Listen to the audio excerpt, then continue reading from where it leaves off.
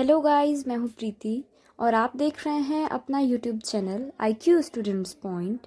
And last class में हमने understanding the children development principle and debates के बारे में जाना था कि बच्चों के जो डेवलपमेंट होती है उसके क्या प्रिंसिपल्स हैं। ठीक है, कितने टाइप्स के चिल्ड्रन डेवलपमेंट होते हैं, कौन कौन से एरियाज़ में डेवलपमेंट होते हैं, कैसे डिवाइड किया गया है उन एरियाज़ को। और आप स्टूडेंट्स के थ्रू काफ़ी ज़्यादा लास्ट क्लास को पसंद किया गया, आपके बहुत सारे कमेंट्स आए, काफ़ी लाइक मिला उस वीडियो को, मुझे काफ़ी अच्छा लगा ये सब देख के। एंड जैसे कि आप सब लोग भी जानते हैं कि फ़िलहाल ये जो सब्जेक्ट है हमारा रिसर्चिंग चिल्ड्रन एंड चाइल्डहुड, इसकी बुक्स कहीं भी अवेलेबल नहीं है, ना ही तो SOL की वेबसाइट पे और ना ही किसी स्टोर पे। ठीक है, तो ऐसे में आप लोगों को ये क्लास प्रोवाइड करवाना मेरे लिए भी काफ़ी ज़्यादा डिफ़िकल्ट हो रहा है, क्योंकि मुझे अलग अलग सोर्सेज से सारे डेटाज़ कलेक्ट करने पड़ रहे हैं, उसके बाद मैं आप लोगों को क्लास प्रोवाइड कर पा रही हूँ। तो इसी वजह से आप लोग भी इस क्लास को पसंद कर रहे हो, तो मुझे थोड़ा सा अच्छा लगा इस चीज़ को देख के। एंड अब मैं और कोशिश करूँगी कि जितनी जल्दी हो सके आप लोगों की क्लासेस में कंप्लीट करवा के आपके लिए इंपॉर्टेंट क्वेश्चन की सीरीज़ स्टार्ट कर पाऊँ, जिससे कि एग्जामिनेशन के टाइम पे आप लोगों को प्रॉब्लम फेस ना करनी पड़े। सो आज की क्लास में हम 2 टॉपिक डिस्कस करेंगे। पहला है हमारा knowing children in the context of diversity, विविधता के संदर्भ में बच्चों को जानना। और दूसरा टॉपिक है हमारा role of family, school and society in the children's life. Means बच्चे जो होते हैं उनका जो जीवन है, उस जीवन में उनके परिवार की, उनके स्कूल, समाज की क्या भूमिका है, कैसे वो बच्चों को इफ़ेक्ट करते हैं। तो इन दोनों टॉपिक के बारे में आज हम डिस्कस करेंगे। तो सबसे पहले हमारे फर्स्ट टॉपिक को स्टार्ट करते हैं, knowing children in the context of diversity. तो सबसे पहले आपको यहाँ पता होना चाहिए कि डाइवर्सिटी होता क्या है, विविधता किसे कहते हैं। तो डाइवर्सिटी को अगर आपको सिंपल लैंग्वेज में एक्सप्लेन करना हो तो आप डाइवर्सिटी का मतलब बता सकते हो अंतर। डाइवर्सिटी मीन्स अंतर, विविधता मीन्स होता है अंतर। अब ये डिफरेंसेस अलग अलग टाइप्स के होते हैं, जेंडर डिफरेंसेस होते हैं, है ना। उसके बाद जो जाति डिफरेंसेस होता है, एज अलग अलग होते हैं, कलर अलग अलग होते हैं लोगों के, ठीक है, किसी काम को करने की कैपेसिटी अलग अलग होती है। तो ये सब का मतलब होता है विविधता, मीन्स डाइवर्सिटी। अब आप डाइवर्सिटी को इस डायग्राम के बिहाफ पे समझने की कोशिश कीजिए। यहाँ पे देखिए, एक डाइवर्सिटी है, मीन्स डिफरेंसेस है। डिफरेंसेस किस किस टाइप के हो सकते हैं, जेंडर अलग होते हैं, एज अलग होते हैं, रेस अलग होते हैं, है ना। तो रिलीजन्स अलग अलग होते हैं, लोगों का विश्वास अलग अलग होता है भगवान पे, कोई ईश्वर को मानता है, कोई अल्लाह को मानता है ना। तो अलग अलग यहाँ पे रिलीजन्स है, अलग अलग फेथ है, ठीक है। तो ये सब इस डायग्राम के हेल्प से आप समझ सकते हो डाइवर्सिटी को। क्लियर है गाइज? मैं जो भी चीज़ें पढ़ा रही हूँ साथ के साथ आप लोग अपना नोट्स खुद से प्रिपेयर करते हुए चलिएगा, क्योंकि मैं अलग अलग मीडिया से, अलग अलग वे से आपके नोट्स यहाँ पे रेडी कर रही हूँ और आपको पढ़ाने की कोशिश कर रही हूँ। तो आप लोग प्लीज़ मेरे से मत बोलिएगा कि मैम PDF दे दो या फिर कुछ भी, आप खुद बनाओ, क्योंकि जब आप खुद से अपने नोट्स प्रिपेयर करोगे तो चीज़ें आपको और अच्छे से समझ में आएंगी और जल्दी आप चीज़ों को कैच कर पाओगे, राइट। अब बात आती है टाइप्स ऑफ डाइवर्सिटी की। डाइवर्सिटी कितने टाइप्स के होते हैं, विविधता के कितने प्रकार हैं।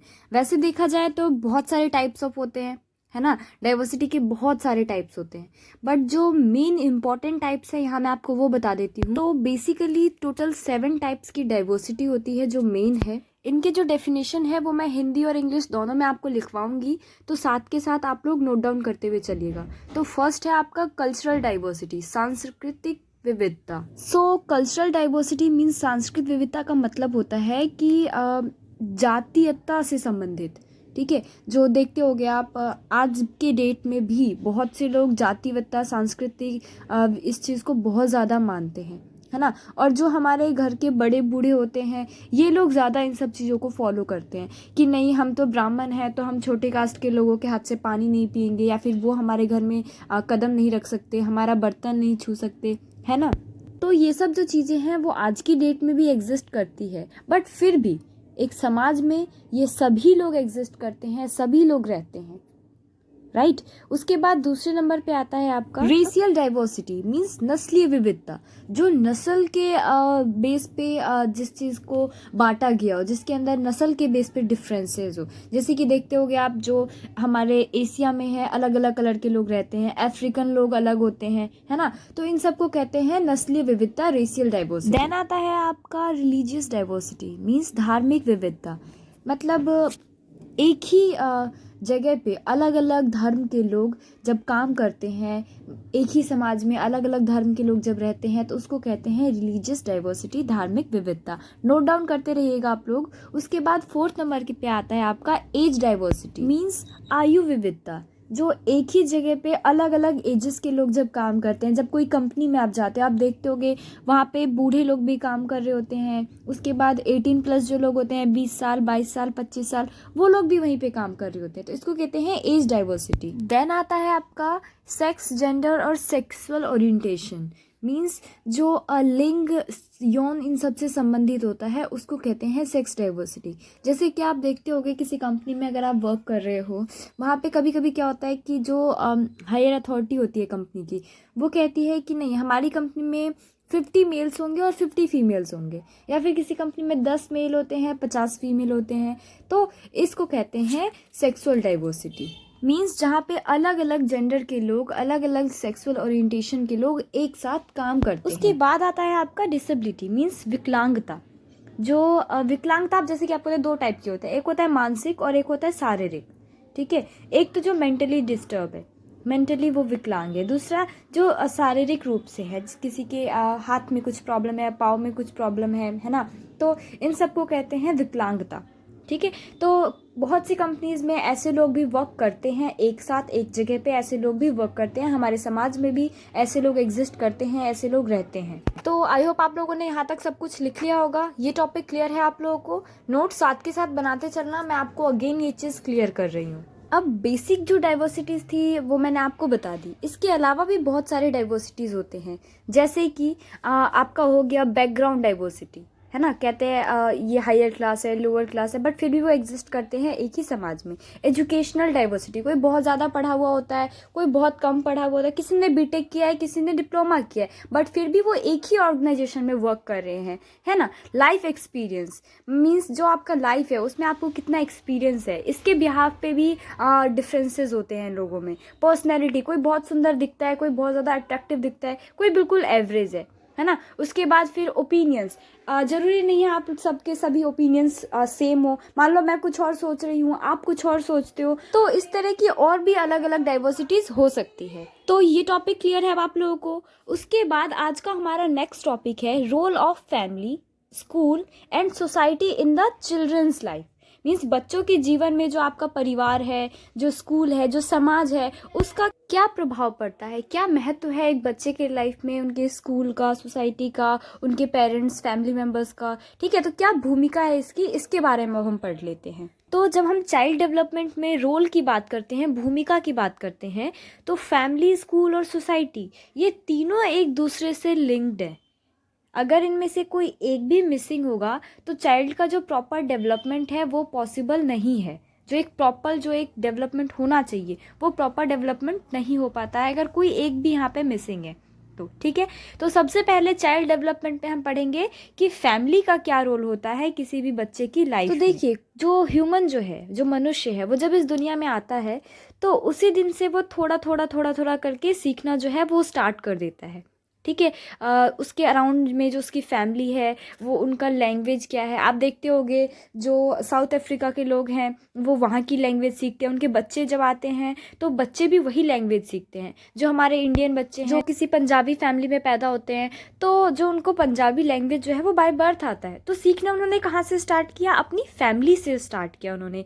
वो लोग कैसे बोलते हैं, कैसे आप बिहेवियर है उनका, तो ये सब चीज़ें बच्चा जो है वो सबसे पहले अपने फैमिली, अपने परिवार, अपने वातावरण से सीखता है। जिस माहौल में, जिस इन्वायरमेंट में वो रह रहा होता है, तो उन सब चीज़ों से सबसे पहले बच्चा वहीं से सीखना स्टार्ट करता है। उसके बाद उसकी जो फैमिली है उसका रोल है, वो अपने बच्चे को सिक्योरिटी प्रोवाइड करती है, सपोर्ट करती है हर चीज़ में, बच्चे को एजुकेट करती है। देखते होगे जो माँ बाप होते हैं वो बचपन से ही बच्चे को पढ़ाना स्टार्ट कर देते हैं, ABCD 1 2 parts of body etcetera. जब वो छोटा होता है, बच्चा थोड़ा सा बड़ा होता है, स्कूल नहीं जा रहा होता है, उसी टाइम से बच्चे को थोड़ा थोड़ा करके उसकी जो फैमिली, उसके जो पेरेंट्स है वो पढ़ाना स्टार्ट कर देते हैं।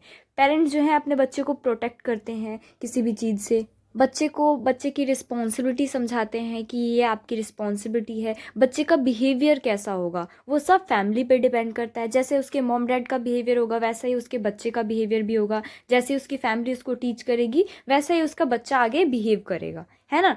और भी बहुत से अलग अलग रोल होते हैं फैमिली के, आप सब देखते होंगे। आपकी फैमिली में आपके पेरेंट्स भी आप लोगों के लिए बहुत कुछ करते होंगे, राइट। तो ये हो गया फैमिली का रोल। उसके बाद देखो, जब बच्चा स्कूल में जाता है तो स्कूल में जाने के बाद बच्चे की लाइफ में स्कूल का एक बहुत ज़्यादा इम्पॉर्टेंट रोल क्या होता है। स्कूल जो है बच्चे को सामाजिक बनाता है, सोशल लाइफ से बच्चे को इंट्रोड्यूस करवाता है कि कैसे उसको बच्चे को फ्रेंड्स बनाना है, कैसे एक समाज में कैसे उसको रहना है, कैसे बिहेव करना है ना, कैसे एक दूसरे से बातचीत करना है। ये सब चीज़ें जो है वो स्कूल में जाने के बाद बच्चा सीखता है ना। लाइफ में अगर कोई प्रॉब्लम आ रही है उसको कैसे बच्चे को डील करना है, एकेडमिक स्किल प्रोवाइड करता है साथ के साथ, है ना। जब बच्चा स्कूल जाता है तो उसको अलग अलग सब्जेक्ट्स के बारे में पढ़ाया जाता है, शिक्षा दिया जाता है, एजुकेट किया जाता है बच्चे को। तो स्कूल में जाने के बाद जो स्कूल है उसका एक बच्चे के लाइफ में दो सबसे इम्पोर्टेंट रोल होता है। पहला होता है एकेडमिक स्किल डेवलप करना, जिसमें पढ़ाई के साथ साथ किसी भी सिचुएशन को कैसे डील करना है ना, किसी भी प्रॉब्लम को कैसे सॉल्व करना है, इन सब चीज़ों से रिलेटेड स्किल जो है वो भी डेवलप होता रहता है धीरे धीरे। दूसरा सबसे इम्पोर्टेंट रोल होता है कैरेक्टर निर्माण करना। क्लास में कैसे बच्चे को बैठना है, क्या राइट वे है बैठने का, किसी से बात करने का सही तरीका क्या है, बिहेव करने का तरीका क्या है, बच्चे का बिहेवियर जिस पे डिपेंड करता है ना। बातचीत करने का तरीका, अपने से बड़ों से कैसे बात किया जाता है, छोटों से कैसे बात किया जाता है। तो ये सब चीज़ें जो है बच्चा कहाँ सीखता है, स्कूल में जाके सीखता है प्रॉपर। क्लियर है आप लोगों को। एंड लास्ट है आपका सोसाइटी। सोसाइटी का क्या रोल होता है एक बच्चे की लाइफ में। तो सोसाइटी का जो रोल है वो भी काफ़ी ज़्यादा इम्पोर्टेंस रखता है एक बच्चे के डेवलपमेंट में, एक बच्चे की लाइफ में। कैसे? आप जैसे सोसाइटी में रहोगे, आपके आसपास का माहौल जैसा रहेगा, बच्चा वही सब चीज़ें सीखेगा। आप बहुत अच्छे लोगों के साथ रह रहे हो, आपकी सोसाइटी में काफ़ी पढ़े लिखे लोग हैं, तो बच्चे का माइंड जो है वो उसी तरफ जाएगा। जैसे कि आप फॉर एग्ज़ाम्पल, मैं आपको एक बहुत छोटा सा एग्जांपल देखती हूँ। जैसे कि आप देखते हो बॉलीवुड के बच्चे होते हैं। बॉलीवुड में क्या होता है, उसकी मदर फादर, उसकी फैमिली बैकग्राउंड जो है वो फिल्म इंडस्ट्री में जाती है। तो जो उनके बच्चे होते हैं, मोस्ट ऑफ द चाइल्ड जो होते हैं उनके, वो भी उसी लाइन में चले जाते हैं। उसी के तरह जो क्रिकेटर होते हैं उनके बच्चे मोस्टली क्रिकेटर बनते हैं। तो ये नॉर्मल है। आप जैसी सोसाइटी में रह रहे हो, जैसी फैमिली बैकग्राउंड में रह रहे हो, नॉर्मली आपका जो माइंडसेट है वैसा ही बनेगा। आपको वही सब चीज़ें अच्छी लगेंगी, आप उसी लाइन में जाना पसंद करोगे, आप ज़्यादा प्रेफर करोगे, है ना। तो जो सोसाइटी है उसका रोल भी एक काफ़ी इम्पोर्टेंट होता है एक बच्चे की लाइफ में, एक बच्चे के डेवलपमेंट में। ये सब चीज़ें जो है वो काफ़ी ज़्यादा इफ़ेक्ट करती है। तो जैसे कि मैंने आपको बताया, फैमिली, स्कूल और सोसाइटी, ये तीनों ही बहुत ज़्यादा इम्पोर्टेंस रोल रखते हैं किसी भी स्टूडेंट के, किसी भी चाइल्ड के, किसी भी ह्यूमन के डेवलपमेंट में। क्लियर है आप लोगों को। तो आई होप आपको ये टॉपिक भी क्लियर हो गया होगा। अब तो इस यूनिट का जो हमारा 3 टॉपिक है वो हम ऑलरेडी कवर कर चुके हैं। Understanding the child, development principle and debates हमने कल ही किया है। आज हमने 2 टॉपिक कवर कर लिया, knowing children in the context of diversity, और तीसरा role of family, school and society in the children's life. ठीक है, हमारा एक लास्ट टॉपिक रह गया है इस यूनिट का, knowing children as a researcher. तो इसको हम कल डिस्कस करेंगे। मैं कल आपको इस टॉपिक के बारे में अच्छे से बताऊंगी। ठीक है, तो आज की क्लास में बस इतना ही। आई होप आपको क्लास समझ में आया होगा, कुछ इंपॉर्टेंट आपको आज की क्लास से जानने को मिला होगा। तो अगर क्लास पसंद आई हो तो क्लास को लाइक कर सकते हैं, शेयर कर सकते हैं आप, ताकि अदर स्टूडेंट्स की भी हेल्प हो पाए। क्योंकि इस सब्जेक्ट का जो स्टडी मटेरियल है वो अभी तक कहीं भी अवेलेबल नहीं है। तो आप इस क्लास को जितना ज़्यादा हो सके शेयर कीजिएगा अपने क्लासमेट्स के साथ। सो आज के लिए बस इतना ही। Thanks for the watching this and best of luck all guys.